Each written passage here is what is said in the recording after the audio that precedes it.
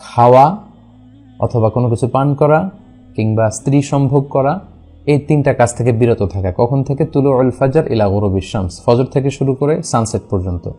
এই long period of টাইমে কোনো ধরনের পানাহার করা যাবে না, স্ত্রীর সাথে ইন্টিমেসিতে যাওয়া যাবে না।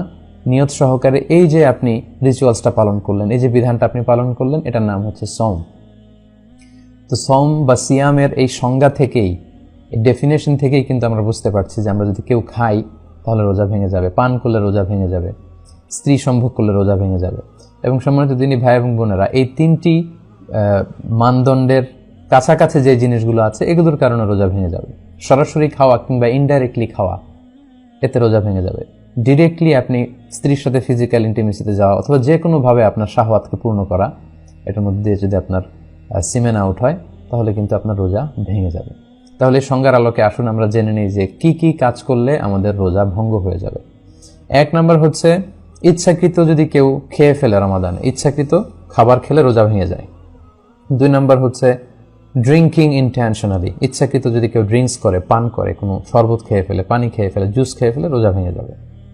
3 নম্বর হচ্ছে যদি ফিজিক্যাল ইন্টারকোর্স করে দিনের বেলায়, হাজব্যান্ড ওয়াইফ যদি ফিজিক্যাল ইন্টারকোর্স করে তাহলে তাদের রোজা ভেঙে যাবে। এবং এই ইচ্ছাকৃত খাওয়া, পান করা এবং ফিজিক্যাল ইন্টারকোর্স করা এটা খুব ভয়ঙ্কর। এই কারণে আপনার যে রোজাটা ভাঙলো এটা শুধু কাজা করলেই হবে না, কাফফারাও করতে হবে।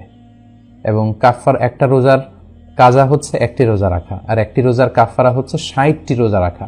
60, রিপিট, 60টি রোজা রাখা এবং মোতাত্তালিয়ান, ধারাবাহিকভাবে, মাঝখানে কোনো গ্যাপ দেওয়া যাবে না। তো এটা খুবই বড় একটা থ্রেট শরিয়ার পক্ষ থেকে এবং বড় একটা ওয়ার্নিং যারা রমাদানের রোজাকে ভঙ্গ করে।